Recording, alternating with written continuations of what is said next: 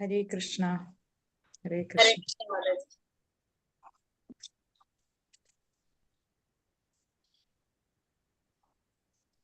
കൃഷ്ണ.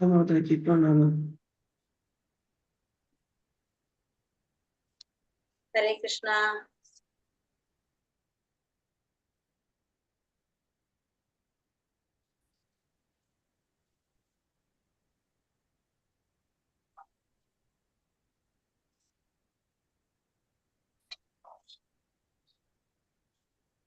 ഹരേ കൃഷ്ണ. ഓം നമോ ഭഗവതേ വാസുദേവായ. ഓം നമോ ഭഗവതേ വാസുദേവായ. ഓം നമോ ഭഗവതേ വാസുദേവായ. ഓം അജ്ഞാനതിമിരാന്ധസ്യ ജ്ഞാനാഞ്ജനാശലാകയ ചക്ഷുരുന്മീലിതം യേന തസ്മൈ ശ്രീ ഗുരവേ നമഃ.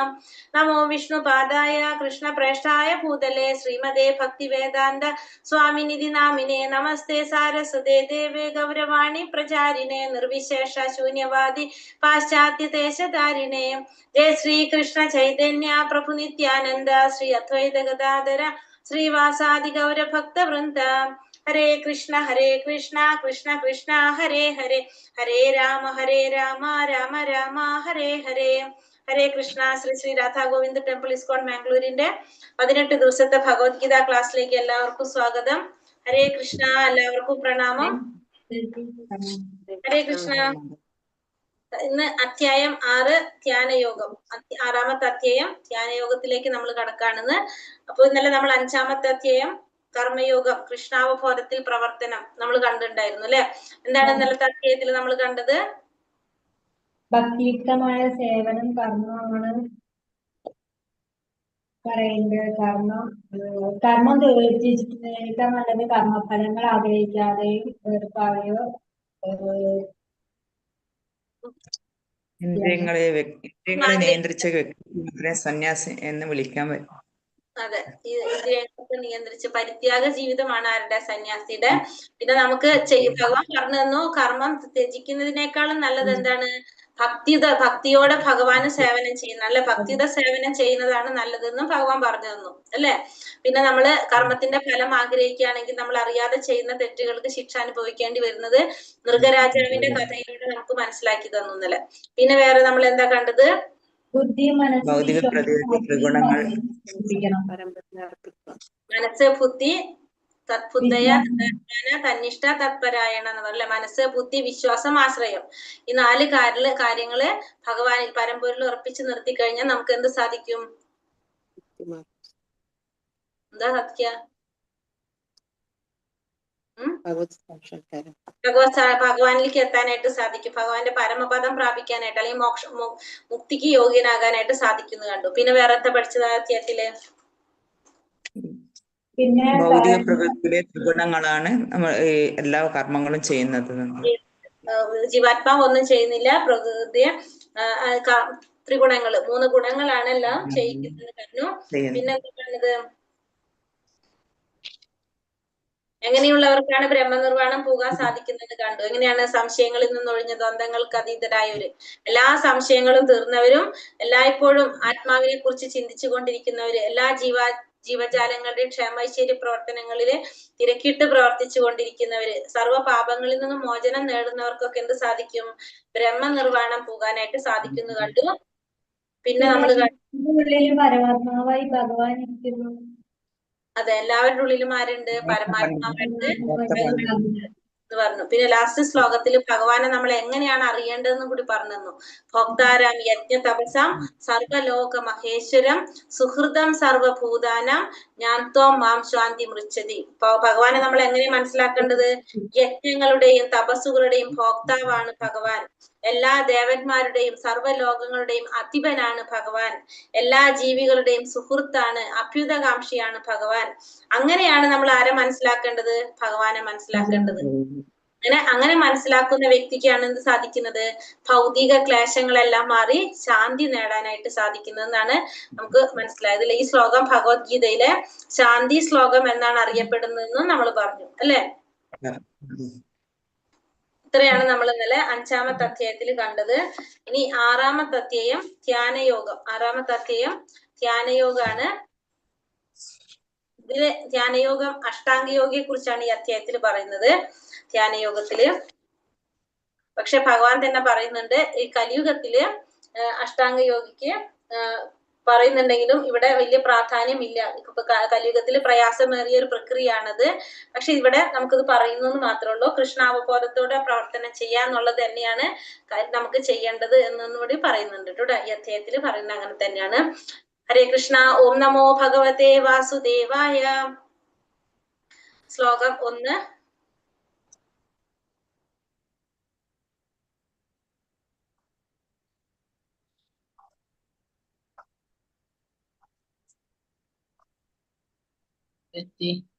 ഒരു സെക്കൻഡ്.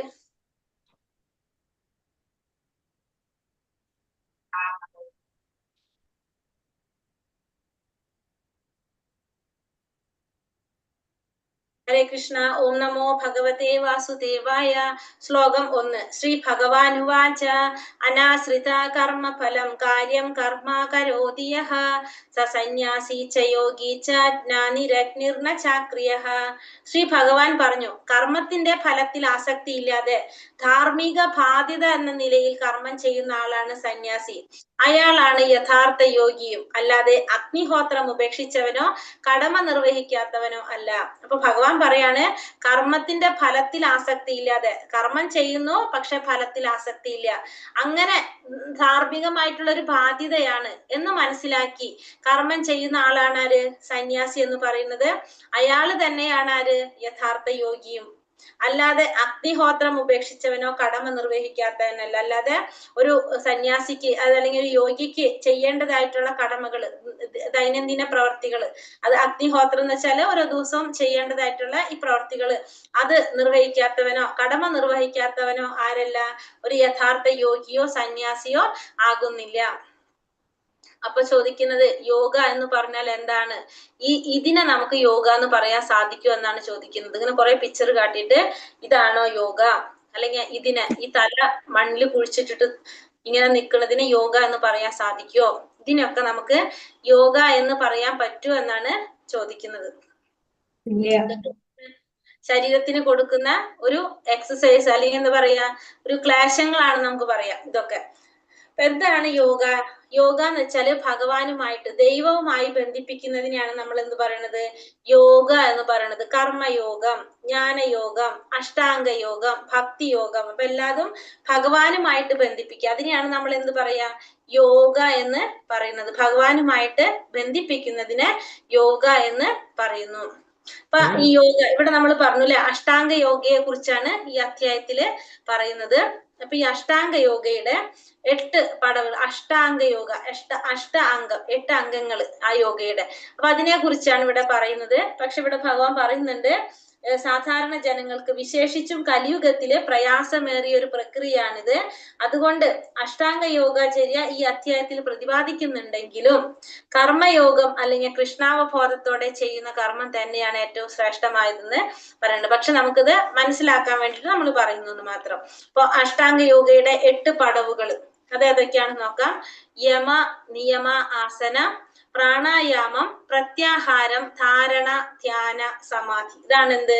അഷ്ടാംഗ യോഗയുടെ 8 പടവുകൾ, 8 സ്റ്റെപ്പുകൾ എന്ന് പറഞ്ഞാല് യമ, നിയമ, ആസന, പ്രാണായാമം, പ്രത്യാഹാര, ധാരണ, ധ്യാന, സമാധി. ഇതാണ്. അപ്പൊ ഫസ്റ്റത്തെ എന്താ പറയണത്? യമം.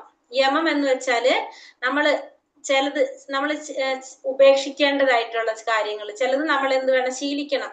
നമുക്ക് ചെയ്യാൻ പാടില്ലാത്ത ചില കാര്യങ്ങൾ നമ്മൾ ഉപേക്ഷിക്കേണ്ടതായിട്ടുള്ള കാര്യങ്ങളാണ് എന്തിൽ പറയുന്നത്? യമം എന്ന് പറഞ്ഞാൽ നമ്മൾ അനുസരിക്കേണ്ടതായിട്ടുള്ളത്. അങ്ങനെ നമ്മൾ ഉപേക്ഷിക്കേണ്ടതായിട്ടുള്ള കാര്യങ്ങൾ അല്ലെങ്കിൽ നമ്മൾ പാലിക്കേണ്ടതായിട്ടുള്ള, അനുസരിക്കേണ്ടതായിട്ടുള്ള കാര്യങ്ങളാണ് എന്ത്? യമം എന്ന് പറയും. നിയമം എന്ന് പറഞ്ഞാല് നമ്മൾ സ്വയം പരിശീലിക്കേണ്ടതായിട്ടുള്ള കാര്യങ്ങളാണ് എന്ത്? നിയമം എന്ന് പറയുന്നത്. അപ്പൊ യമം എന്ന് വെച്ചാൽ നമ്മൾ ഉപേക്ഷിക്കേണ്ടതായിട്ടുള്ള കാര്യങ്ങൾ, ചില കാര്യങ്ങൾ നമ്മൾ ഉപേക്ഷിക്കുക, അതിനെയാണ് യമം എന്ന് പറയുന്നത്. നിയമം എന്ന് പറഞ്ഞാല് നമ്മൾ പാലിക്കേണ്ടതായിട്ടുള്ള കാര്യങ്ങൾ. അതായത് ഇപ്പൊ നമ്മൾ രാവിലെ നേരത്തെ എഴുന്നേൽക്കുക, നമ്മൾ നാമം ജപിക്കാൻ തുടങ്ങുക, മംഗളാരതി അറ്റൻഡ് ചെയ്യാൻ തുടങ്ങുക, ഇതൊക്കെ നമ്മൾ എന്താണ്? നമ്മൾ പാലിച്ചു വരേണ്ടതായിട്ടുള്ള കാര്യങ്ങളാണ്, പരിശീലിച്ച് ചെയ്യേണ്ടതായിട്ട്.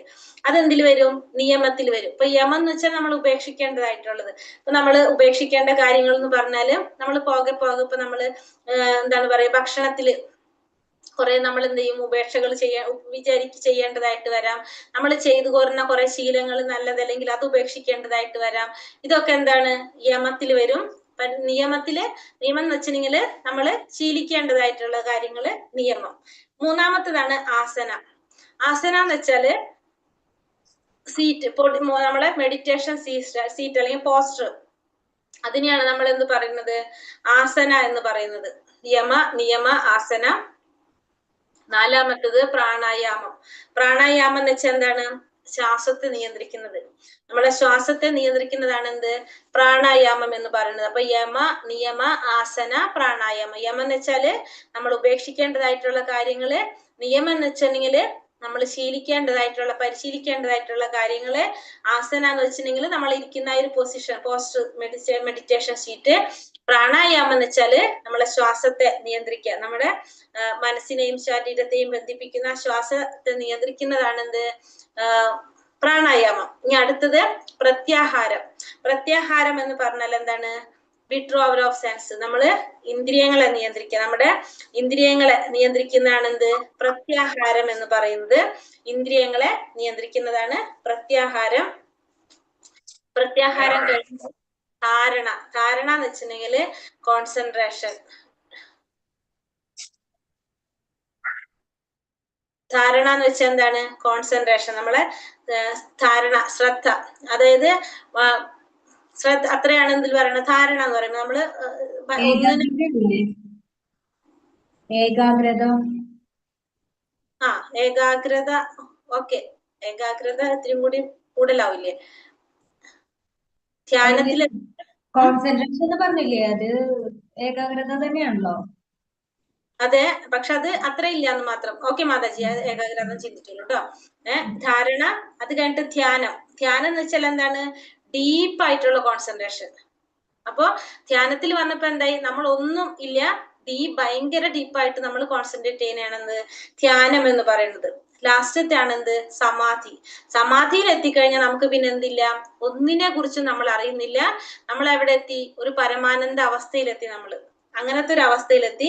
നമ്മൾക്ക് കണ്ണടച്ചാലും കണ്ണ് തുറന്നാലും നമുക്ക് ആരെ മാത്രമേ കാണാൻ സാധിക്കുള്ളൂ, ഭഗവാനെ മാത്രം കാണുന്ന ഒരു അവസ്ഥ. നമ്മൾ ആ പരമാനന്ദം അനുഭവിക്കുന്ന ഒരു അവസ്ഥ, അതാണ് എന്ത്, സമാധി എന്ന് പറയുന്നത്. അപ്പൊ ഇവിടെ പറയുന്നത് നിയമ ആസന പ്രാണായാമം പ്രത്യാഹാരം ധാരണ ധ്യാന സമാധി. അപ്പൊ യമം എന്ന് പറഞ്ഞാല് നമ്മള് ഉപേക്ഷിക്കേണ്ടതായിട്ടുള്ള കാര്യങ്ങള്, നിയമം എന്ന് പറഞ്ഞാല് നമ്മൾ പരിശീലിക്കേണ്ടതായിട്ടുള്ള കാര്യങ്ങള്, ആസനം എന്ന് പറഞ്ഞാല് ആ ഇരിക്കുന്ന ഒരു പൊസിഷൻ, മെഡിറ്റേഷൻ സീറ്റ്, പ്രാണായാമം എന്ന് പറഞ്ഞു കഴിഞ്ഞാല് ശ്വാസത്തെ നിയന്ത്രിക്കുന്നത്, പ്രത്യാഹാരം ഇന്ദ്രിയങ്ങളെ നിയന്ത്രിക്കുന്നത്, ഇന്ദ്രിയ വിഷയങ്ങളിൽ നിന്ന് പിൻവലിക്കുക, പ്രത്യാഹാരം. ധാരണ എന്ന് വെച്ചിട്ടുണ്ടെങ്കിൽ നമ്മൾ എന്ത് ചെയ്യാം, കോൺസെൻട്രേഷൻ, സെൽഫ് കൺട്രോൾ ആയിട്ട് നമ്മള് ഒരു കോൺസെൻട്രേഷൻ കൊണ്ടുവരാനായിട്ട് ശ്രമിക്കുന്നത്, അതാണ് ധാരണ. ധ്യാനം എന്ന് പറഞ്ഞാൽ എന്തിൽ വന്നു, ശരിക്കും ആ ഡീപ്പായിട്ടുള്ള ഒരു കോൺസെൻട്രേഷനിൽ നമ്മൾ എത്തി, അതാണ് ധ്യാനം. ധ്യാനിക്കുകയാണ് പിന്നെ നമ്മള്. അപ്പൊ ധ്യാനിക്കുന്നതെന്ന് വെച്ചിട്ടുണ്ടെങ്കിൽ നമുക്ക് വേറെ ഒന്നിനോട് ഒരു ബന്ധമില്ല. നമ്മൾ ദൃഢനിശ്ചയത്തോടു കൂടി നമ്മൾ എന്താണോ മനസ്സില്, നമ്മൾ ആരെയാണോ മനസ്സിൽ, ഏത് രൂപത്തെയാണോ നമ്മൾ ധ്യാനിക്കുന്നത് അതിൽ മാത്രം ശ്രദ്ധിക്കുക. ഡീപ്പായിട്ടുള്ള ആ ഒരു കോൺസെൻട്രേഷൻ ഉണ്ടാകുന്നു. അപ്പൊ നമുക്ക് എന്തിലേക്ക് എത്താണ്, സമാധിയിലേക്ക് എത്തും. സമാധിയിൽ എത്തിക്കഴിഞ്ഞാൽ എന്തായി, നമ്മള് നമ്മള് ധ്യാനത്തിലൂടെ നമ്മൾ നേടിയ രൂപത്തെ നമുക്ക് കണ്ണടച്ചാലും കണ്ണ് തുറന്നാലും നമുക്ക് കാണാൻ സാധിക്കുന്ന ഒരവസ്ഥയിലെത്തി. നമ്മള് ആ പരമാനന്ദം അനുഭവിക്കാനായിട്ട് നമുക്ക് തുടങ്ങും. അതാണ് എന്ത്, സമാധി എന്ന് പറയുന്നത്. ഇതാണ് ഈ അഷ്ടാംഗ യോഗയുടെ 8 പടവുകള്. നിയമ ആസന പ്രാണായാമം പ്രത്യാഹാരം ധാരണ ധ്യാന സമാധി. ഉദ്ധരേതാത്മനാത്മാനം ആത്മനാമാവസാദയേത് ആത്മവൈഹ്യാത്മനോ ബന്ധുരാത്മൈവാരിപുരാത്മനഃ. മനുഷ്യൻ മനസ്സിന്റെ സഹായത്തോടെ സ്വയം ഉദ്ധരിക്കണം, അധപതിക്കരുത്. ഭക്തനായ ആത്മാവിനെ തന്റെ മനസ്സാണ് ബന്ധു, അത് തന്നെയാണ് ശത്രുവ്. അപ്പൊ ഒരു മനുഷ്യൻ എങ്ങനെയായിരിക്കണം ചെയ്യേണ്ടത്, മനസ്സിന്റെ സഹായത്തോടെ സ്വയം ഉദ്ധരിക്കാനായിട്ട് ശ്രമിക്കണം, അധപതിക്കാനായിട്ട് പാടില്ല. ഭക്തനായ ആത്മാവിനെ സംബന്ധിച്ചിടത്തോളം തന്റെ മനസ്സ് ആണെന്ത്, ബന്ധുവും ശത്രുവുമായിരിക്കുന്നത് മനസ്സ് തന്നെയാണ്. അപ്പൊ മനസ്സിന്റെ സഹായത്തോടെ സ്വയം ഉദ്ധരിക്കാനായിട്ട് ശ്രമിക്കണം, അധപതിക്കാനായിട്ട് പാടില്ല. ആ ഭക്തനായ ആത്മാവിനെ സംബന്ധിച്ചിടത്തോളം മനസ്സാണെന്ത്, ബന്ധുവായിട്ടിരിക്കുന്നതും ശത്രുവായിരിക്കുന്നതും മനസ്സ് തന്നെയാണ്. മനസ്സ് നമ്മുടെ ഉറ്റ സുഹൃത്തായിരിക്കും, ശത്രുവുമായിരിക്കും ആര്? മനസ്സ്. ബന്ധുരാത്മാത്മനസ്തസ്യ യേനാത്മൈവാത്മനാജിതഃ അനാത്മനസ്തു ശത്രുത്വേ വർത്തേദാത്മൈവ ശത്രുവത്. മനസ്സിനെ ജയിച്ചവന് മനസ്സ് തന്നെയാണ് ഉറ്റ സുഹൃത്ത്. അതിന് കഴിയാത്തവനാകട്ടെ മനസ്സ് പരമശത്രുവുമായിരിക്കും. അപ്പൊ മനസ്സിനെ ജയിക്കാൻ സാധിച്ചു കഴിഞ്ഞാൽ മനസ്സ് നമ്മുടെ ആരാണ്? സുഹൃത്താണ്. മനസ്സിനെ ജയിക്കാൻ സാധിച്ചില്ലെങ്കിലോ നമ്മുടെ പരമശത്രു ആയിരിക്കും ആര്? മനസ്സ്. അപ്പൊ നമുക്ക് മനസ്സിനെ ജയിക്കാൻ കഴിഞ്ഞാൽ മനസ്സ് നമ്മുടെ ഉറ്റ സുഹൃത്തായിരിക്കും. അതിന് കഴിയാതെ വന്നു കഴിഞ്ഞാലോ മനസ്സ് നമ്മുടെ പരമശത്രു ആയിരിക്കും. നമ്മൾ മനസ്സിനെ ജയിക്കാൻ സാധിച്ചു കഴിഞ്ഞാൽ നമുക്ക് സുഹൃത്തായിട്ട് നമുക്ക് മനസ്സുണ്ടാവും കൂടെ. അതിന് കഴിഞ്ഞില്ലെങ്കിൽ മനസ്സ് നമ്മുടെ പരമശത്രു ആയിരിക്കും. ആ പരമശത്രുവിന്റെ കൂടെ നമ്മൾ ജീവിതം മുഴുവനും നമ്മൾ ജീവിക്കേണ്ടി വരും, അല്ലെ?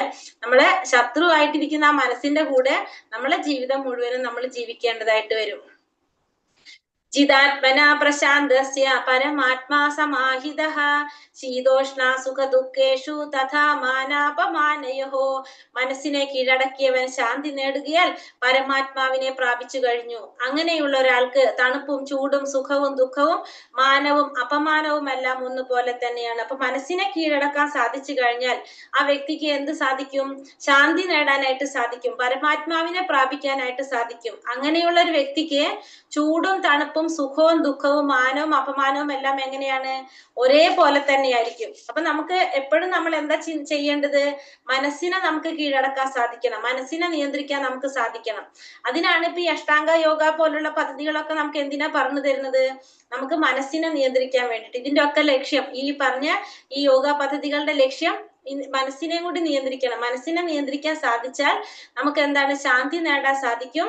അങ്ങനെയുള്ള ഒരു വ്യക്തി എല്ലാറ്റിനെയും ഒരേപോലെ കാണും. തണുപ്പായാലും ചൂടായാലും സുഖമായാലും ദുഃഖമായാലും മാനമായാലും അപമാനമായാലും എല്ലാം ഒരുപോലെ ആയിരിക്കും ആർക്ക്? ഈ മനസ്സിനെ കീഴടക്കിയ വ്യക്തിക്ക്. അപ്പൊ അങ്ങനെയുള്ളവര് പരമാത്മാവിനെ പ്രാപിക്കാനും സാധിക്കും. ജ്ഞാന വിജ്ഞാന തൃപ്താത്മാ കുടസ്ഥോ വിജിതേന്ദ്രിയഃ യുക്ത ഇത്യുച്യതേ യോഗി സമലോഷ്ടാശ്മ കാഞ്ചനഃ. ജ്ഞാനം കൊണ്ടും സാക്ഷാത്കാരം കൊണ്ടും തികച്ചും സംതൃപ്തനായ ഒരാളെ ആത്മസാക്ഷാത്കാരനിഷ്ഠനായ യോഗി എന്ന് പറയാം. ആത്മസംയമിയായ അയാൾ അഭൗതികതയിൽ സ്ഥിതി ചെയ്യുന്നു. അയാളുടെ ദൃഷ്ടിയിൽ കല്ലും മണ്ണും സ്വർണവും എല്ലാം ഒരേപോലെയാണ്. അപ്പൊ ജ്ഞാനം കൊണ്ടും സാക്ഷാത്കാരം കൊണ്ടും തികച്ചും സംതൃപ്തനായ ഒരു വ്യക്തിയെ നമുക്ക് എന്ത് പറയാം? ആത്മസാക്ഷാത്കാര നിഷ്ഠനായിട്ടുള്ള യോഗി എന്ന് പറയാനായിട്ട് സാധിക്കും. എങ്ങനെ? ജ്ഞാനം കൊണ്ടും സാക്ഷാത്കാരം കൊണ്ടും തികച്ചും സംതൃപ്തനായ ഒരു വ്യക്തിയെ ആത്മസാക്ഷാത്കാരത്തിന്റെ നിഷ്ഠനായിട്ടുള്ള യോഗി എന്ന് പറയാം. ആത്മസംയമിയായിട്ടുള്ള ആ വ്യക്തി എവിടെയാണ് സ്ഥിതി ചെയ്യുന്നത്? അഭൗതികതയിൽ സ്ഥിതി ചെയ്യുന്നു. ഭൗതികതയിലല്ല സ്ഥിതി ചെയ്യുന്നത്, അഭൗതികതയിലാണ്. അഭൗതികതയിൽ എന്ന് വെച്ചാല് ഭൗതികത്തിനപ്പുറത്ത് ആത്മീയതയിലാണ് സ്ഥിതി ചെയ്യുന്നത്. അതുകൊണ്ട് തന്നെ അയാളുടെ ദൃഷ്ടിയിൽ എങ്ങനെയായിരിക്കും? കല്ലും മണ്ണും സ്വർണവും എല്ലാം ഒരേപോലെയാണ് ആ വ്യക്തിക്ക് ദർശിക്കാനായിട്ട് സാധിക്കുന്നത്. കാരണം ഇതിനെല്ലാത്തിനും ഒരേ വാല്യൂ ആണ് ആര് കൊടുക്കുന്നത്? ഈ അഭൗതികതയിൽ, ഭൗതികത്തിന്റെ പുറത്തുള്ള വ്യക്തി, ആത്മീയതയിൽ സ്ഥിതി ചെയ്യുന്ന വ്യക്തി കൊടുക്കുന്നത്. കൃഷ്ണാവബോധത്തിന്റെ ശാസ്ത്രമാണ് ഭഗവത്ഗീത. ലൗകിക പാണ്ഡിത്യം കൊണ്ട് ആർക്കും കൃഷ്ണാവബോധം ഉദിക്കില്ല. അതിന് വിശുദ്ധ പ്രജ്ഞനായ ഒരാളായി സഹവസിക്കാനുള്ള ഭാഗ്യം ഉണ്ടാകണം. കൃഷ്ണന്റെ കരുണ മൂലം ജ്ഞാനത്തെ സാക്ഷാത്കരിച്ച ആളാണ് കൃഷ്ണാവബോധമാർന്ന ഭക്തൻ. ശുദ്ധ ഭക്തിപൂർവമായ സേവനത്താൽ സംതൃപ്തനാണ് അയാൾ. ജ്ഞാന സാക്ഷാത്കാരമായ ഒരാളെ പൂർണ്ണതയിൽ എത്തിക്കുന്നു. അപ്പൊ കൃഷ്ണാവബോധത്തിന്റെ ശാസ്ത്രമാണ് എന്ത്? ഭഗവത്ഗീത എന്ന് പറയുന്നത്. ലൗകികമായ പാണ്ഡിത്യം കൊണ്ട് ആർക്കും എന്തുണ്ടാവില്ല? കൃഷ്ണാവബോധം ഉണ്ടാവില്ല. അതിന് നമ്മൾ എന്ത് വേണം? വിശുദ്ധ പ്രജ്ഞനായിട്ടുള്ള ഒരു വ്യക്തിയുമായിട്ട് നമ്മൾ സഹവസിക്കാനുള്ള ഭാഗ്യം നമുക്ക് ഉണ്ടാവണം. ഭഗവാന്റെ കാരുണ്യം കൊണ്ട് ആ ജ്ഞാനത്തെ സാക്ഷാത്കരിച്ച വ്യക്തിയെ നമുക്ക് എന്ത് പറയാം? കൃഷ്ണാവബോധമാർന്ന ഭക്തൻ എന്ന് പറയാനായിട്ട് സാധിക്കും. അങ്ങനെയുള്ള ഭക്തൻ ശുദ്ധ ഭക്തിപൂർവമായിട്ടുള്ള സേവനത്തില് തൃപ്തനായിരിക്കുകയും ചെയ്യും. ആ ജ്ഞാനത്തിന്റെ സാക്ഷാത്കാരം അയാൾ എവിടേക്ക് എത്തിക്കും? പരിപൂർണതയിലേക്ക് എത്തിക്കുകയും ചെയ്യും. ഭക്തിരസാമൃത സിന്ധുവിൽ പറയുന്ന ഒരു ശ്ലോകമാണിത്. ഭക്തിരസാമൃത സിന്ധു 234 ശ്ലോകം. അഥ ശ്രീകൃഷ്ണ നാമാതി നാഭാവേ ഗ്രാഹ്യമിന്ദ്രിയൈഃ സേവോന്മുഖേ ഹി ജിഹ്വാധൗ സ്വയമേവാസ്ഫുരത്യതഃ. ഭൗതിക മാലിന്യം പൂണ്ട ഇന്ദ്രിയങ്ങളാൽ ശ്രീകൃഷ്ണന്റെ നാമരൂപ ഗുണം ലീലകൾ എന്നിവകളുടെ സ്വഭാവം ആർക്കും ഗ്രഹിക്കാനായിട്ട് സാധിക്കില്ല. ഭഗവത് സേവനം കൊണ്ട് പരിപൂരിതമാകുമ്പോൾ മാത്രമേ ഒരാൾക്ക് കൃഷ്ണന്റെ അതീന്ദ്രിയ ലീലകളെയും നാമരൂപ ഗുണം ലീലകൾ ഇത്യാദികളെയും അറിയാൻ സാധിക്കൂ. ഭക്തിരസാമൃത സിന്ധു 1-2-234. ഭക്തിരസാമൃത സിന്ധു എന്ന് വെച്ചാൽ ഭക്തിയുടെ കുറെ തലങ്ങൾ കുറിച്ച് പറയുന്ന ഒരു ഗ്രന്ഥമാണ് ഭക്തിരസാമൃത സിന്ധു. ശ്രീ രൂപഗോസ്വാമിയാണ് ആ ഗ്രന്ഥത്തിന്റെ രചയിതാവ്. അപ്പൊ അതിൽ പറഞ്ഞിരിക്കുന്ന ശ്ലോകാണെന്ത്? അഥ ശ്രീകൃഷ്ണ നാമാതി ന ഭാവേത് ഗ്രാഹ്യം ഇന്ദ്രിയേഹി സേവോന്മുഖേഹി ജിഹ്വാത സ്വയമേവാസ്ഫുരത്യതഃ എന്ന് പറഞ്ഞു. അതായത് നമ്മുടെ ഇന്ദ്രിയങ്ങൾ എങ്ങനെയാണ്? ഭൗതിക മാലിന്യം നിറഞ്ഞ ഇന്ദ്രിയങ്ങളാണ് നമ്മുടെ ഇന്ദ്രിയങ്ങൾ. ആ ഇന്ദ്രിയങ്ങൾ കൊണ്ട് നമുക്ക് എന്തറിയാൻ സാധിക്കില്ല? ഭഗവാന്റെ നാമ രൂപ ഗുണ ലീലകളൊന്നും ഗ്രഹിക്കാൻ സാധിക്കില്ല. നമുക്ക് കേൾക്കാൻ സാധിക്കില്ല, പക്ഷെ നമുക്കത് ഗ്രഹിക്കണമെങ്കിൽ നമ്മുടെ ഇന്ദ്രിയങ്ങള് മാലിന്യം നിറഞ്ഞത് കൊണ്ട് നമുക്കത് സാധിക്കില്ല. എപ്രകാരമാണോ നമ്മൾ ഭഗവാന്റെ സേവനം ചെയ്ത് നമ്മുടെ ആ മാലിന്യം പോകുമ്പോ, ഭഗവത് സേവനം കൊണ്ട് പരിപൂരിതനാകുമ്പോൾ മാത്രമേ ഭഗവാന്റെ അതീന്ദ്രിയ ലീലകളെയും നാമരൂപ ഗുണം ഇത്യാദികളെയും അറിയാൻ സാധിക്കൂ. അപ്പൊ നമ്മള് ഭഗവാന്റെ സേവനം ചെയ്ത് നമ്മുടെ ഇന്ദ്രിയങ്ങളുടെ ആ മാലിന്യം ഇല്ലാതാകുമ്പോഴാണ് നമുക്ക് എന്ത് സാധിക്കുന്നത്? ഭഗവാന്റെ നാമരൂപ ഗുണം ലീലകളെ കുറിച്ച് അറിയാൻ സാധിക്കുന്നത്. അപ്പൊ നമുക്കിത് ഗ്രഹിക്കണമെങ്കിൽ നമ്മുടെ ഉള്ളിൽ എന്ത് പോകണം? മാലിന്യം പോകണം. എങ്കിൽ മാത്രമേ ഭഗവാനെ കുറിച്ച് നമുക്ക് മനസ്സിലാക്കാനായിട്ട് സാധിക്കുള്ളൂ. അപ്പൊ അത് പോകണമെങ്കിൽ നമ്മൾ എന്ത് വേണം? സേവനം ചെയ്യണം. അപ്പോ ഇവിടെ ഭഗവാൻ എന്താണ് പറഞ്ഞത്? ഇവിടെ നമ്മൾ മനസ്സിനെ നിയന്ത്രിക്കുന്നതിനെ കുറിച്ചാണ് ഇപ്പൊ ഇത്രയും നേരം പറഞ്ഞു തന്നത് അല്ലെ. ഇനി എന്താ പറയുന്നത്? നാത്യശ്നതസ്തു യോഗോസ്തി നാചൈകാന്തമനശ്നതഃ നാചാതി സ്വപ്നശീലസ്യ ജാഗ്രതോ നൈവ ചാർജുന. അർജുന, വളരെ കുറച്ചു മാത്രം ഭക്ഷിക്കുന്നവർക്കും ഏറെ ഭക്ഷിക്കുന്നവർക്കും ഉറക്കമില്ലാത്തവർക്കും വേണ്ടതിലേറെ ഉറങ്ങുന്നവർക്കും യോഗിയാവാൻ കഴിയില്ല. ഇനി അർജുനനോട് ഭഗവാൻ പറയാണ്, മനസ്സിനെ മാത്രം നിയന്ത്രിച്ചാൽ പോരാ, വേറെ എന്തുകൂടി നിയന്ത്രിക്കണം? ഉറക്കവും ഭക്ഷണവും കൂടി നിയന്ത്രിക്കണം. വളരെ കൂടുതൽ ഭക്ഷിക്കുന്നവർക്കും വളരെ കുറച്ച് ഭക്ഷിക്കുന്നവർക്കും കുറെ ഉറങ്ങുന്നവർക്കും കുറച്ചുറങ്ങുന്നവർക്കും യോഗിയാവാൻ സാധിക്കില്ല. എല്ലാതും ആവശ്യത്തിന് വേണം. അതാണ് ഭഗവാനോട് പറയുന്നത്, മനസ്സിനെ മാത്രം നിയന്ത്രിച്ചാൽ പോരാ, ഭക്ഷണവും ഉറക്കവും നിയന്ത്രിക്കണം. ഇത് കുറെ അധികമാകാനും പാടില്ല, കുറയാനും പാടില്ല. എല്ലാതും ശരിയായ തോതിൽ തന്നെ ഉണ്ടായിരിക്കണം എന്നാണ് ഇവിടെ ഭഗവാൻ. അങ്ങനെയുള്ളവർക്ക് യോഗിയാവാനായിട്ട് സാധിക്കുള്ളൂ. പിന്നെന്താ പറയുന്നത് ഇവിടെ? യുക്താഹാര വിഹാരസ്യ യുക്തചേഷ്ടസ്യ കർമ്മസു യുക്ത സ്വപ്നാവബോധസ്യ യോഗോ ഭവതി ദുഃഖഃ. ആഹാരം, നിദ്ര, വിഹാരം, പ്രവൃത്തി എന്നിവയിൽ നിയന്ത്രണം പാലിക്കുന്നവന് യോഗ പരിശീലനം കൊണ്ട് സർവ്വ ദുഃഖങ്ങളും അകറ്റാൻ സാധിക്കും. പിന്നെ നമ്മളപ്പോ എന്തിലൊക്കെ നിയന്ത്രണം വേണ്ടത്? ആഹാരം, നിദ്ര, വിഹാരം, പ്രവൃത്തി. നമ്മുടെ ആഹാരം നിയന്ത്രിക്കണം, നിദ്ര നിയന്ത്രിക്കണം, ഇന്ദ്രിയങ്ങളെ നിയന്ത്രിക്കണം, പ്രവർത്തികൾ, കർമ്മങ്ങൾ നിയന്ത്രിക്കണം. നമ്മുടെ ഇത്തരം കാര്യങ്ങളിൽ നിയന്ത്രണം പാലിക്കുന്നവന് യോഗാ പരിശീലനത്തിലൂടെ എന്ത് സാധിക്കും? സർവ്വ ദുഃഖങ്ങളെയും അകറ്റാനായിട്ട് സാധിക്കും. യോമാം പശ്യതി സർവത്ര സർവം ചാമയി പശ്യതി തസ്യാഹം ന പ്രണശ്യാമി സചാമേന പ്രണശ്യതി. ഞാൻ എവിടെയും കുടികൊള്ളുന്നതായും എല്ലാം എന്നിൽ അടങ്ങുന്നതായും കാണുന്നവന് ഞാൻ ഒരിക്കലും നഷ്ടപ്പെടുകയില്ല, എനിക്ക് അവനും നഷ്ടപ്പെടുകയില്ല. അപ്പൊ എവിടെയും ഞാൻ കുടികൊള്ളുന്നുണ്ട്, എല്ലാറ്റിലും ഞാനുണ്ട്, എല്ലാം എന്നിൽ അടങ്ങുന്നതാണ് എന്ന് മനസ്സിലാക്കുന്നവൻ ഒരിക്കലും ഞാൻ നഷ്ടപ്പെടുന്നില്ല, അവൻ എനിക്കും ഒരിക്കലും നഷ്ടപ്പെടുന്നില്ല. കാരണം അവനറിയാം എന്ത്? സർവ്വവ്യാപിയായിട്ട് ഭഗവാൻ സർവ്വവ്യാപിയാണ്, എല്ലാറ്റിലും ഭഗവാൻ കുടികൊള്ളുന്നുണ്ട്, എല്ലാതും ഭഗവാനിൽ അടങ്ങുന്നതാണ് എന്ന് ആർക്കറിയാം? ആ വ്യക്തിക്ക് അറിയാൻ സാധിക്കുന്നത് കൊണ്ട് ഒരിക്കലും എനിക്ക് അവനും നഷ്ടപ്പെട്ടു പോകുന്നില്ല എന്ന് ഭഗവാൻ പറയുന്നു. കൃഷ്ണാവബോധം ഉദിച്ച ഒരു വ്യക്തി ഭഗവാൻ എവിടെയും ദർശിക്കുന്നു, എല്ലാം കൃഷ്ണനിൽ അധിവസിക്കുന്നു എന്ന് കാണുന്നു. അങ്ങനെയുള്ള ഒരു വ്യക്തി ഭൗതിക പ്രകൃതിയുടെ ആവിഷ്കാരങ്ങളെല്ലാം കൃഷ്ണന്റെ ശക്തിയുടേതാണെന്ന് മനസ്സിലാക്കുന്നു. അതിനാൽ അവ ഓരോന്ന് കാണുമ്പോഴും അയാൾ കൃഷ്ണനെ കുറിച്ച് ബോധവാനാണ്. അപ്പോ കൃഷ്ണാവബോധത്തിലുള്ള ഒരു വ്യക്തിക്ക് എന്ത് സാധിക്കും? എല്ലായിടവും ഭഗവാനെ കാണാൻ സാധിക്കും, എല്ലാറ്റിലും കൃഷ്ണൻ അധിവസിക്കുന്നുണ്ടെന്ന് മനസ്സിലാക്കാനായിട്ട് സാധിക്കും. അങ്ങനെയുള്ള ഒരു വ്യക്തി ഭൗതിക പ്രകൃതിയുടെ ആവിഷ്കാരങ്ങളെല്ലാം ഭഗവാന്റെ ശക്തിയാണെന്ന് മനസ്സിലാക്കാനും, ഓരോന്ന് കാണുമ്പോഴും ആ വ്യക്തിക്ക് ആരെയാണ് ഓർമ്മ വരുന്നത്? ഭഗവാനെ കുറിച്ചാണ് ഓർമ്മ വരുന്നത്. ഭഗവാൻ ഓർക്കാനും സാധിക്കും. കൃഷ്ണനെ കൂടാതെ ഒന്നിനും നിലനിൽക്കാനാവില്ല. എല്ലാറ്റിന്റെയും നാഥൻ ആരാണ്? ഭഗവാൻ കൃഷ്ണനാണ്. ഇതാണ് കൃഷ്ണാവബോധത്തിന്റെ മൗലിക സിദ്ധാന്തം. അപ്പൊ കൃഷ്ണാവബോധത്തിന് മെയിൻ ആയിട്ട് പറയുന്ന കാര്യം എന്താണ്? ഭഗവാൻ ഇല്ലാതെ ഒന്നിനും നിലനിൽക്കാൻ സാധിക്കില്ല. എല്ലാറ്റിന്റെയും നാഥൻ ആരാണ്? ഭഗവാനാണ്. ഇതാണ് കൃഷ്ണാവബോധത്തിന്റെ മൗലികമായ സിദ്ധാന്തം എന്ന് പറയുന്നത്. പ്രേമാഞ്ജന ചുരിത ഭക്തി വിലോചനേന സന്താ സദൈവ ഹൃദയേഷു വിലോകയന്തി യം ശ്യാമസുന്ദരമചിന്യ ഗുണസ്വരൂപം ഗോവിന്ദമാദി പുരുഷം തമഹം ഭജാമി.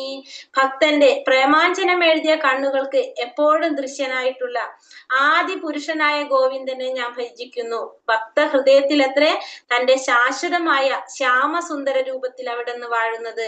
ഇവിടെ പറയുന്നത് ഭക്തന്റെ പ്രേമാഞ്ജനം എഴുതിയ കണ്ണുകൾക്ക് എപ്പോഴും ദൃശ്യനായിട്ടുള്ള ഭക്തൻ പ്രേമം കൊണ്ട് അഞ്ജനം എഴുതിയ കണ്ണുകൾക്ക് എപ്പോഴും ദൃശ്യനായിട്ടുള്ള ആദി പുരുഷനായ ഗോവിന്ദനെ ഞാൻ ഭജിക്കുന്നു. അപ്പൊ ഭഗവാൻ എവിടെ ഇരിക്കുന്നത്? ഭക്തന്മാരുടെ ഹൃദയത്തിലാണ് ഭഗവാൻ ഇരിക്കുന്നത്. ഏത് രൂപത്തിലാ? തന്റെ ശാശ്വതമായ ശ്യാമസുന്ദര രൂപത്തിൽ ഭഗവാൻ വാഴുന്നു. അപ്പൊ ഭക്തന്മാരുടെ ഹൃദയത്തിലാണ് ആരുടെ സ്ഥാനം? ഭഗവാന്റെ സ്ഥാനം. ഏത് രൂപത്തിലാണ് അവിടെ ഇരിക്കുന്നത്? ശ്യാമസുന്ദര രൂപത്തിൽ. ഏതാണ് ശ്യാമസുന്ദര രൂപം ഭഗവാന്റെ? ശ്യാമസുന്ദര രൂപം ഏതാണ് ഭഗവാന്റെ? കൃഷ്ണൻ. ഭഗവാൻ ശ്യാമസുന്ദര രൂപം. ഹരേ കൃഷ്ണ. എവിടെ പോയി പുതിയവരൊക്കെ? ശ്രീകൃഷ്ണന്റെ രൂപം. ശ്രീകൃഷ്ണന്റെ രൂപം. ശ്രീകൃഷ്ണൻ രൂപം. പുതിയവർ ഉത്തരം പറയാൻ നോക്കണം കേട്ടോ. ഹരേ കൃഷ്ണ. ഹരേ കൃഷ്ണ മാതാജി. ഹരേ കൃഷ്ണ. അപ്പൊ ഭക്തന്റെ പ്രേമാഞ്ജനം എഴുതിയ കണ്ണുകൾക്ക് എപ്പോഴും ദൃശ്യനായിട്ടുള്ള ആദ്യ പുരുഷനായ ഗോവിന്ദനെ ഞാൻ ഭജിക്കുന്നു. ഭക്തന്മാരുടെ ഹൃദയത്തിലാണ് ആരിയ്ക്കുന്നത്? ഭഗവാൻ ഇരിക്കുന്നത്. എങ്ങനെയാണ് ഇരിക്കുന്നത്? തന്റെ ശാശ്വതമായ ആ ശ്യാമസുന്ദര രൂപത്തിലാണ് ഭഗവാൻ ആരിയ്ക്കുന്നത്? ഭഗവാൻ വാഴുന്നത്. അപ്പോ ഇവിടെ എന്താ പറഞ്ഞത്? ഇതൊക്കെ കേട്ടപ്പോ അർജുനൻ എന്താ പറഞ്ഞത്? ചഞ്ചലം ഹീമന കൃഷ്ണ പ്രമാധി ബലവദൃഢം തസ്യാഹം നിഗ്രഹം മന്യേ വായോരിവാസു ദുഷ്കരം. ഭഗവാനോട് അർജുനൻ പറയാണ്, ചഞ്ചലം ഹീമന കൃഷ്ണ പ്രമാധി ഫലവദൃഢം തസ്യാഹം നിഗ്രഹം മന്യേ വായോരിവാസു ദുഷ്കരം. മനസ്സ് ചഞ്ചലമാണ് കൃഷ്ണ, പ്രക്ഷുബ്ധമാണ്, വഴങ്ങാത്തതാണ്, ബലമേറിയതാണ് കൃഷ്ണ. അതിനെ നിയന്ത്രിക്കാൻ കാറ്റിനെ പിടിച്ചു നിർത്തുന്നതിനേക്കാളും പ്രയാസമുണ്ടെന്ന് എനിക്ക് തോന്നുന്നു. അപ്പൊ ഇത്രയും കേട്ടപ്പോ അർജുനൻ എന്താ ഭഗവാനോട് പറയുന്നത്? കൃഷ്ണ, മനസ്സെന്ന് പറയുന്നത് ചഞ്ചലമായിട്ടുള്ളതാണ്, പ്രക്ഷുബ്ധമായിട്ടുള്ളതാണ്, വഴങ്ങാത്തതാണ് കൃഷ്ണ, ബലമേറിയതാണ്. അതിനെ നിയന്ത്രിക്കാനായിട്ട് കാറ്റിനെ പിടിച്ചു നിർത്തുന്നതിനേക്കാളും പ്രയാസമുണ്ടെന്നാണ് എനിക്ക് തോന്നുന്നത്. ഇതിനേക്കാൾ എളുപ്പത്തിൽ നമുക്ക് കാറ്റിനെ പിടിച്ചു നിർത്താൻ പറ്റും. പക്ഷെ മനസ്സിനെ പിടിച്ചു നിർത്താൻ വളരെയധികം പ്രയാസമാണ്. അത് ചഞ്ചലമാണ്, പ്രക്ഷുബ്ധമാണ്, വഴങ്ങാത്തതാണ്, ബലമേറിയതാണ് കൃഷ്ണ എന്നാണ് ഇവിടെ ആര് പറയുന്നത്? അർജുനൻ സങ്കടം പറയാണ് ഭഗവാന്റെ അടുത്ത്. അത് ബുദ്ധിമുട്ടാണെന്നുള്ളത്. ആരാണ് ഈ പറയുന്നത്? അർജുനൻ. അർജുനനാണ് ഇത്രയും ദൃഢനിശ്ചയത്തോടെ ഓരോ കാര്യങ്ങൾ ചെയ്തൊരു വ്യക്തിയാണ് അർജുനൻ. ആ അർജുനനാണ് ഇപ്പൊ പറയുന്നത് മനസ്സിനെ നിയന്ത്രിക്കാനായിട്ട് ബുദ്ധിമുട്ടാണെന്ന് പറയുന്നത്. അപ്പൊ ഭഗവാൻ എന്താ പറയുന്നത്? ശ്രീ ഭഗവാനുവാച അസംശയം മഹാബാഹോ മനോ ദുർനിഗ്രഹം ചലം അഭ്യാസേന തു കൗന്ദേയ വൈരാഗ്യേണ ച ഗൃഹ്യതേ.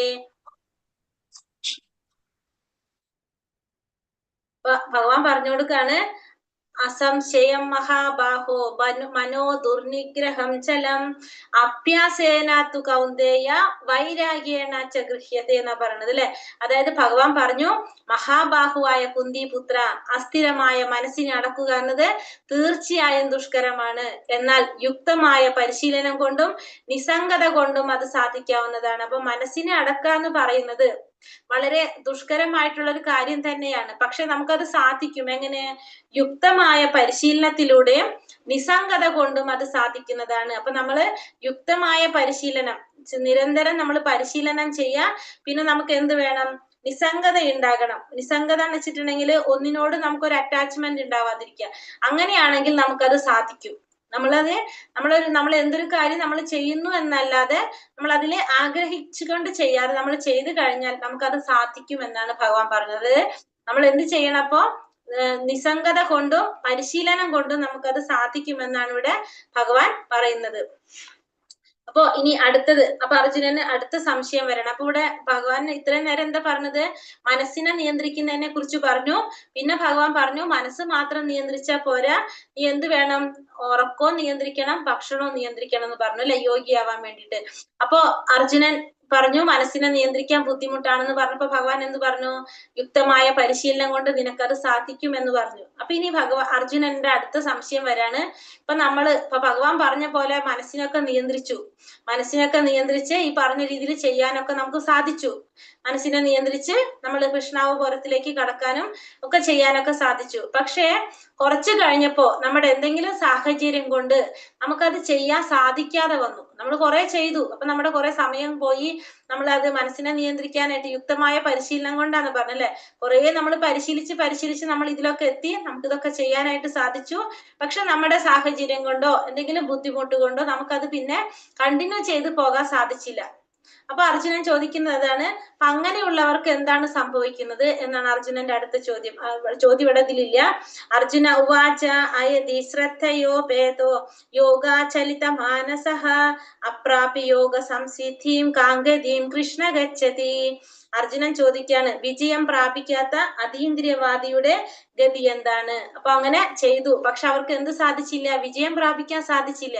അങ്ങനെയുള്ളവർക്ക് എന്ത് സംഭവിക്കും? ആരംഭത്തിൽ വിശ്വാസപൂർവ്വം ചെയ്തു, പിന്നീട് ലൗകികമായ വാസനകൾ, പിന്നെ വീണ്ടും നമുക്ക് നമ്മുടെ ചുറ്റുപാടും കൊണ്ട് നമ്മുടെ കാര്യങ്ങൾ കൊണ്ട് ലൗകികമായ വാസനകൾ കൊണ്ട് വഴിതെറ്റി നമുക്കത് മുഴുവനാക്കാൻ സാധിക്കാതെ പിന്മാറേണ്ടി വന്നു. അങ്ങനെയുള്ള യോഗിക്ക് എന്താണ് സംഭവിക്കുക എന്നാണ് ഇവിടെ അർജുനൻ ഭഗവാനോട് ചോദിക്കുന്നത്.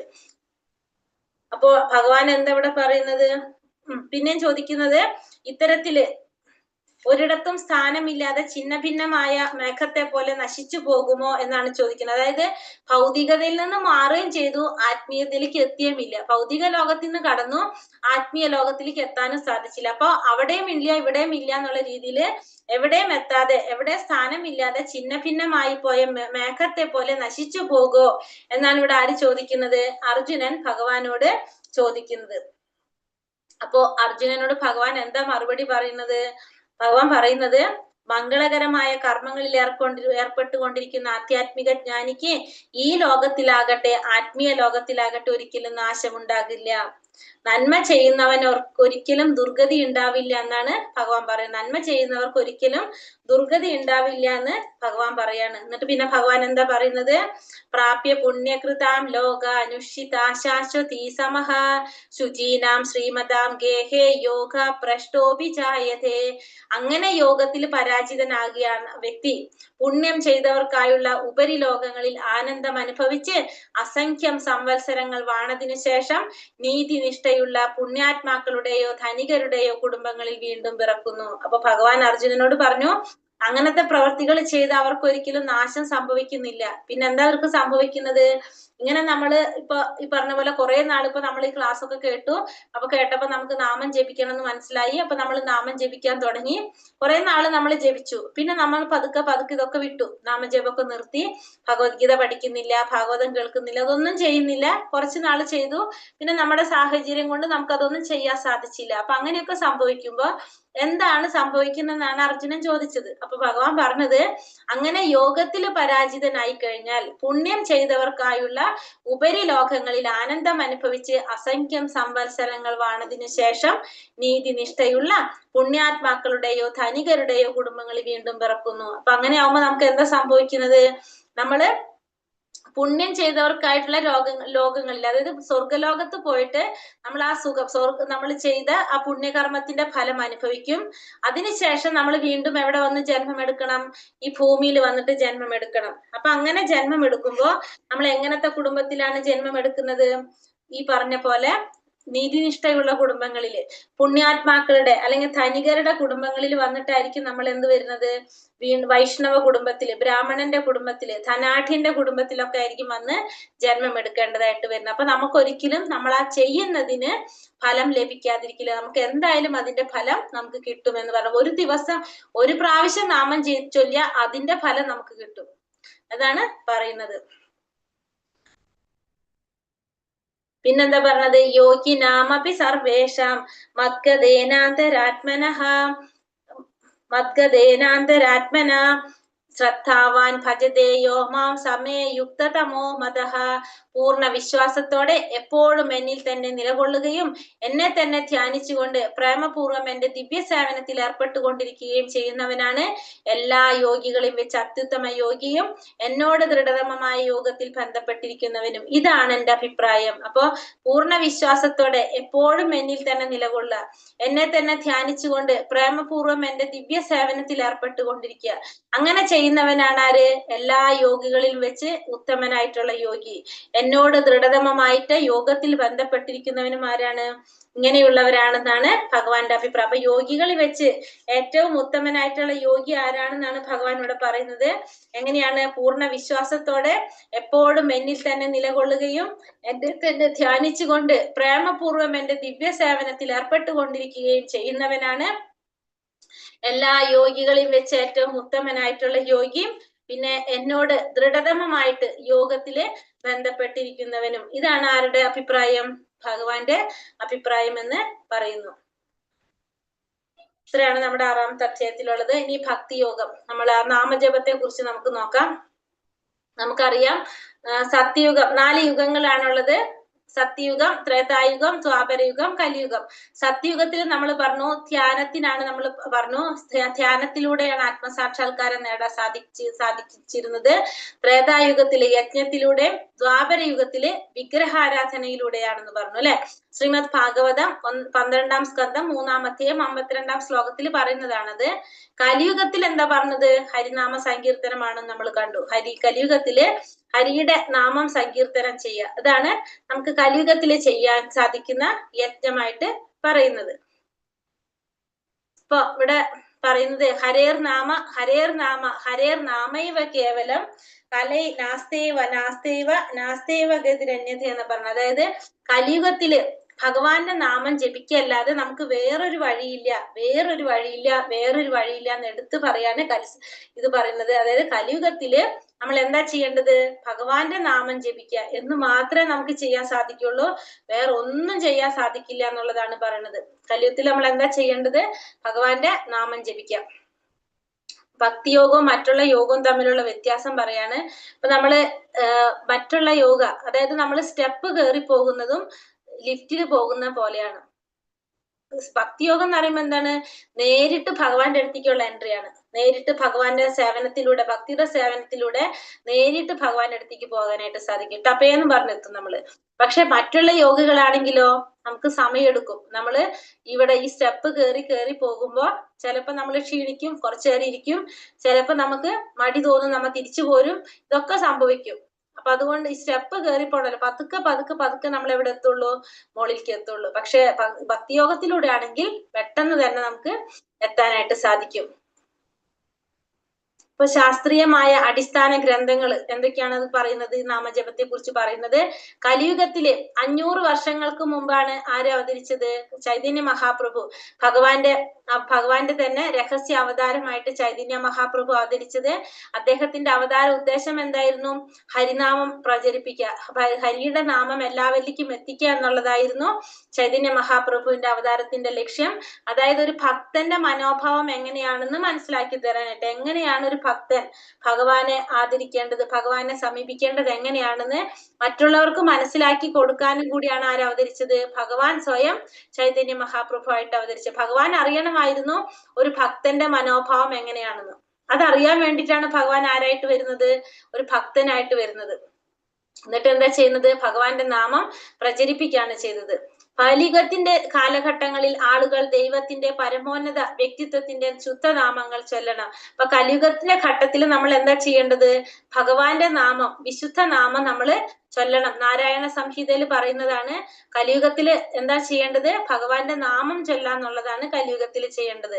കലിസന്തോപനിഷത്തിൽ പറയുന്നു, എല്ലാ വേദസാഹിത്യങ്ങളിലൂടെയും തിരഞ്ഞതിനു ശേഷം ഹരേ കൃഷ്ണ മഹാമന്ത്രോച്ചാരണത്തെക്കാൾ ഈ കാലഘട്ടത്തിൽ ധർമ്മത്തിന്റെ ഗംഭീരമായ ഒരു രീതി കണ്ടെത്താനായിട്ട് കഴിയില്ല. അപ്പൊ എല്ലാ വേദസാഹിത്യങ്ങളും തെരഞ്ഞാലും എന്ത് കിട്ടില്ല എന്ന് പറയുന്നത്, കലിയുഗത്തില് ഹരേ കൃഷ്ണ മഹാമന്ത്രത്തെക്കാൾ ഗംഭീരമായിട്ടുള്ളൊരു രീതി കണ്ടെത്താനായിട്ട് നമുക്ക് സാധിക്കില്ല എന്ന് കലിസന്തോപനിഷത്തിൽ പറയുന്നു.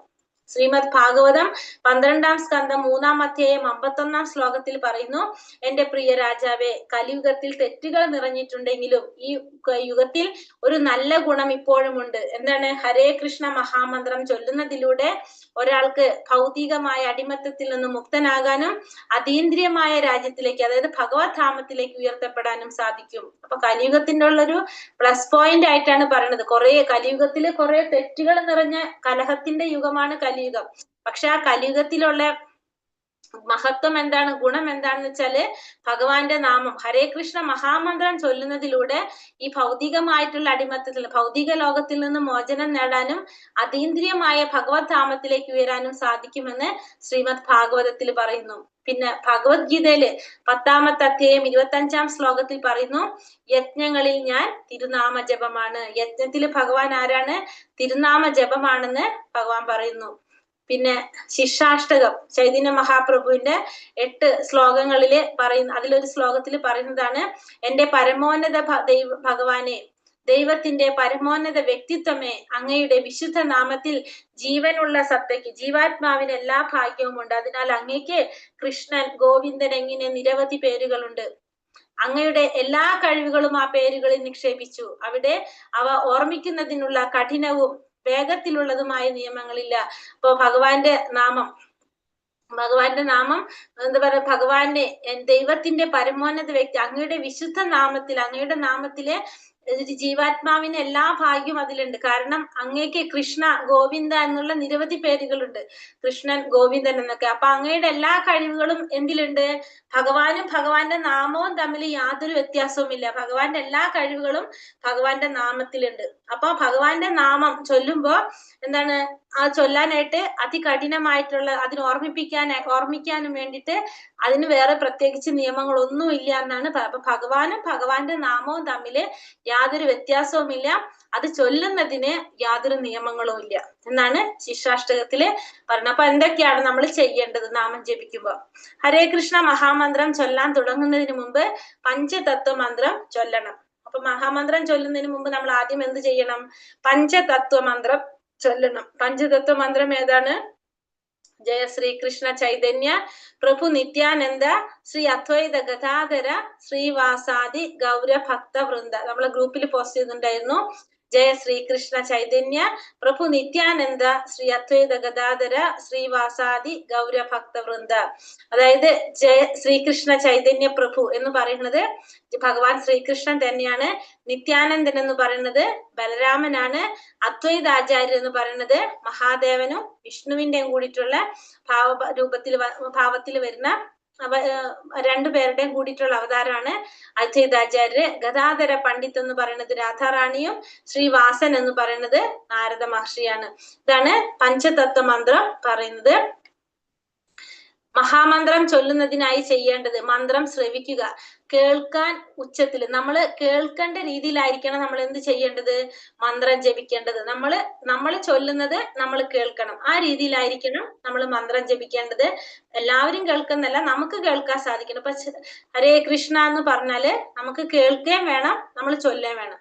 അങ്ങനെയായിരിക്കണം നമ്മൾ ചൊല്ലേണ്ടത്. ഓരോ പേരും വ്യക്തമായി ഹരേ കൃഷ്ണ രാമ എന്ന് ഉച്ചരിക്കണം. അപ്പോ മന്ത്രം ചൊല്ലുമ്പോ നമ്മൾ വ്യക്തമായിട്ട് നമ്മൾ ഉച്ചരിക്കണം, സ്ഫുടതയോടുകൂടി നമ്മൾ ചൊല്ലണം. ഹരേ കൃഷ്ണ കൃഷ്ണ കൃഷ്ണ ഹരേ ഹരേ, ഹരേ രാമ രാമ രാമ ഹരേ ഹരേ. ഓരോ പേരും നമുക്ക് വ്യക്തമായിട്ട് മനസ്സിലാക്കാനായിട്ട് സാധിക്കണം. ആദരവോടെ ഭക്തിയോടെ മന്ത്രിക്കണം. നമ്മൾ നാമം ജപിക്കുമ്പോ എങ്ങനെയാണ്? ആദരവോട് കൂടി. കാരണം ഭഗവാനും ഭഗവാന്റെ നാമവും തമ്മിൽ യാതൊരു വ്യത്യാസം ഇല്ല നമ്മളിപ്പോ തന്നെ പറഞ്ഞു അല്ലെ. അപ്പൊ ആദരവോട് കൂടി ഭക്തിയോട് കൂടി ആയിരിക്കണം ഭഗവാന്റെ നാമം ചൊല്ലേണ്ടത്. ഏത് സമയത്തും ഏത് സ്ഥലത്തും എവിടെയും ഇരുന്നോ നടന്നോ ഏത് ദിശയെ അഭിമുഖീകരിച്ചുകൊണ്ടോ നമുക്ക് നാമം ജപിക്കാനായിട്ട് സാധിക്കും. അപ്പൊ ഏത് സ്ഥലത്തും ഇരിക്കാം, എവിടെയും ഇരുന്നും നടന്നും ഏത് ദിശയിലും അഭിമുഖീകരിച്ചുകൊണ്ട് നമുക്ക് ജപം ചെയ്യാനായിട്ട് സാധിക്കും. എപ്പോ വേണമെങ്കിലും നമുക്ക് നാമം ജപിക്കാം. എന്നിരുന്നാലും അതിരാവിലെ ബ്രഹ്മമുഹൂർത്തത്തിൽ മന്ത്രം ചൊല്ലുന്നതിന് ശുപാർശ ചെയ്യുന്നു. പക്ഷേ നമുക്ക് ഏത് സമയത്ത് വേണമെങ്കിലും നമുക്ക് നാമം ജപിക്കാനായിട്ട് സാധിക്കും. കുളിക്കുന്നതിന് മുമ്പോ ശേഷമോ നമുക്ക് നാമം ജപിക്കാം. ഇപ്പൊ വയ്യാത്തവരൊക്കെ ആണെങ്കിൽ രാവിലെ എഴുന്നേറ്റ് കുളിച്ചിട്ടിരുന്ന് നാമം ജപിക്കാനൊന്നും സാധിക്കണമെന്നില്ല. അല്ലെങ്കിൽ തണുപ്പുള്ള സ്ഥലം, അങ്ങനെ പല വ്യത്യാസങ്ങളുണ്ട് പല കാര്യങ്ങളും. അപ്പോ നമുക്ക് എപ്പോ വേണമെങ്കിലും കുളിക്കുന്നതിന് മുമ്പും കുളിച്ചതിന് ശേഷം എങ്ങനെ വേണമെങ്കിലും നമുക്കിരുന്ന് നാമം ജപിക്കാം. എണ്ണം വെച്ച് മഹാമന്ത്രം ചൊല്ലുന്നത് ശുപാർശ ചെയ്യുന്നു. അപ്പൊ നാമം ജപിക്കുമ്പോൾ നമുക്ക് എന്ത് വേണം? ഒരു ജപമാല വേണം. ആ എണ്ണം വെച്ചിട്ടായിരിക്കണം നമ്മൾ എന്ത് ചെയ്യേണ്ടത്? നാമം ജപിക്കേണ്ടത്. 108 മുത്തുകളുള്ള ഒരു മാലയിലാണ് മഹാമന്ത്രം ചൊല്ലുന്നതിന് നല്ലത്. അപ്പൊ നാമം ജപിക്കാനായിട്ട് നമുക്ക് എന്ത് വേണം? 108 മുത്തുള്ള ഒരു ജപമാല നമുക്ക് വേണം. ആ ജപമാലയിലാണ് നമ്മൾ എന്ത് ചെയ്യുന്നത്? നാമം ജപിക്കുന്നത്. ഹരേ കൃഷ്ണ മഹാമന്ത്രം ദിവസേന 108 തവണയെങ്കിലും ജപിക്കേണ്ടതാണ്. അപ്പൊ ചുരുങ്ങിയത് നമ്മൾ ഒരു ദിവസം 108 തവണയെങ്കിലും ഭഗവാന്റെ നാമം ഹരേ കൃഷ്ണ മഹാമന്ത്രം നമ്മൾ ജപിക്കണം. ചുരുങ്ങിയത് തുടക്കത്തില് എന്താ നാമം ഭഗവാന്റെ? ഹരേ കൃഷ്ണ കൃഷ്ണ കൃഷ്ണ ഹരേ ഹരേ, ഹരേ രാമ രാമ രാമ ഹരേ ഹരേ. ഇത് ദിവസവും ചുരുങ്ങിയത് 108 തവണയെങ്കിലും, അതായത് ഒരു മാല എന്ന് പറയുമ്പോൾ 108 തവണയാണ് വരുന്നത്, 108 മുത്താണ്. അങ്ങനെ ആ 108 പ്രാവശ്യമെങ്കിലും നമ്മൾ ജപിച്ചിരിക്കണം. ഇനി എന്തൊക്കെയാണ് ചെയ്യാൻ പാടില്ലാത്തതെന്ന് പറയാണ്. മഹാമന്ത്രത്തിന്റെ ഒരു ഭാഗം മാത്രം ചൊല്ലരുത്. നമ്മൾ ചൊല്ലുമ്പോ ഹരേ കൃഷ്ണ കൃഷ്ണ കൃഷ്ണ ഹരേ ഹരേ എന്ന് പറഞ്ഞ് നിർത്തരുത്. ഹരേ രാമ രാമ രാമ ഹരേ ഹരേ എന്ന് കൂടി പറഞ്ഞാൽ ആ മന്ത്രം മുഴുവനാകുള്ളൂ. ഒരു പകുതി ഭാഗം ചൊല്ലി നിർത്തരുത്. ജപമാലയിൽ കൃഷ്ണമുത്തിൽ മന്ത്രം ചൊല്ലരുത്. ഇപ്പൊ ജപമാല നോക്കുമ്പോ നമുക്കറിയാം, ഒരു മുത്ത് ഇങ്ങനെ മേലേക്ക് നിൽക്കുന്നുണ്ടാവും, ചാടി നിൽക്കുന്നുണ്ടാവും. ഒരു മുത്ത് വലിയ മുത്തായിരിക്കും സാധാരണ മുത്തിനേക്കാളും. അതല്ലെങ്കിൽ ആ മുത്ത് പോലെ തന്നെ ആയിരിക്കും, പക്ഷെ ഒന്നത് ഒറ്റയ്ക്കായിരിക്കും നിൽക്കുന്നുണ്ടാവുക. അത് ഗുരുമുത്ത് എന്നാ പറയാ. കൃഷ്ണമുത്ത് അല്ലെങ്കിൽ ഗുരുമുത്ത് എന്ന് പറയും. ആ മുത്തുമല പിടിച്ചിട്ട് നമ്മൾ ഹരേ കൃഷ്ണ മഹാമന്ത്രം ചൊല്ലില്ല. നമ്മൾ എന്താ ചൊല്ല? പഞ്ചതത്വമാണ് ആ മുത്തുമല പിടിച്ചിട്ട് ചൊല്ലുന്നത്. പുസ്തകമോ പത്രമോ വായിക്കുമ്പോൾ ഒരാൾ മന്ത്രം ചൊല്ലരുത്. TV, മൊബൈൽ തുടങ്ങിയവ കാണുമ്പോൾ മന്ത്രം ചൊല്ലരുത്. അപ്പൊ പുസ്തകം വായിച്ചുകൊണ്ടോ പത്രം വായിച്ചുകൊണ്ടോ TV കണ്ടുകൊണ്ടോ മൊബൈൽ ഫോൺ നോക്കിക്കൊണ്ടോ നമ്മൾ എന്ത് ചെയ്യാൻ പാടില്ല? മന്ത്രം ചൊല്ലാനായിട്ട് പാടില്ല. നാമജപത്തിന്റെ ഗുണങ്ങൾ. ഇനി നാമം ജപിക്കുമ്പോഴുള്ള ഗുണങ്ങൾ എന്തൊക്കെയാണ്? മനസമാധാനം. ഫസ്റ്റത്തെ എന്താണ് പറയണത്? നമുക്ക് മനസമാധാനം കിട്ടും. നാമം ജപിക്കുമ്പോ മനസമാധാനം കിട്ടും. യഥാർത്ഥ സന്തോഷം അനുഭവിക്കാനായിട്ട് നമുക്ക് സാധിക്കും. നാമജപത്തിലൂടെ യഥാർത്ഥ സന്തോഷം അനുഭവിക്കാൻ സാധിക്കും. മനസമാധാനം കൈവരിക്കാൻ സാധിക്കും. ജ്ഞാനോദയം ഉണ്ടാവും. നമുക്ക് എന്ത് കിട്ടും? ജ്ഞാനത്തിന്റെ ഉദയം നമുക്ക് ഉണ്ടാകും. നമ്മുടെ ഉള്ളിലെ ഇരുട്ടില്ലാതാകും. നാമം ജപിക്കാനായിട്ട് ഒറ്റയ്ക്കോ കൂട്ടായിട്ടോ ഇരുന്നിട്ട് നമുക്ക് എന്ത് സാധിക്കും? നാമം ജപിക്കാനായിട്ട് സാധിക്കും. ഒറ്റയ്ക്ക് ഇരുന്ന് ജപിക്കാം, കൂട്ടമായിട്ട് ഇരുന്ന് ജപിക്കാം. ഏത് സ്ഥലത്തും എവിടെയും ഇരുന്ന് നമുക്ക് നാമം ജപിക്കാനായിട്ട്, ഏത് ദിശയിലേക്ക് ഇരുന്നും എങ്ങനെ വേണമെങ്കിലും ഇരുന്നിട്ട് നാമം ജപിക്കാനായിട്ട് സാധിക്കും. നമ്മൾ പറഞ്ഞ കാര്യങ്ങൾ തന്നെയാണിത്. ഹരേ കൃഷ്ണ കൃഷ്ണ കൃഷ്ണ ഹരേ ഹരേ, ഹരേ രാമ രാമ രാമ ഹരേ ഹരേ. വഞ്ചാകൽപതരൂപേശ്ച കൃപാ സിന്ധോഭ്യവച പതിതാനാം പാവനേഭ്യോ വൈഷ്ണവേഭ്യോ നമോ നമ. അനന്തകോടി വൈഷ്ണവ ഭക്തവൃന്ദി കി ജയ്. ശ്രീല പ്രഭുപാദി കി ജയ്. ഗുരുദേവ് കി ജയ്. നിത്തായ് ഗൗരപ്രമാനന്ദേ. ഹരി ഹരി ബോൾ. ഹരേ കൃഷ്ണ. ഹരേ കൃഷ്ണ മാതാജി. ഹരേ കൃഷ്ണ. എല്ലാവർക്കും പ്രണാമം. പറഞ്ഞതിൽ എന്തെങ്കിലും സംശയങ്ങളോ ചോദ്യം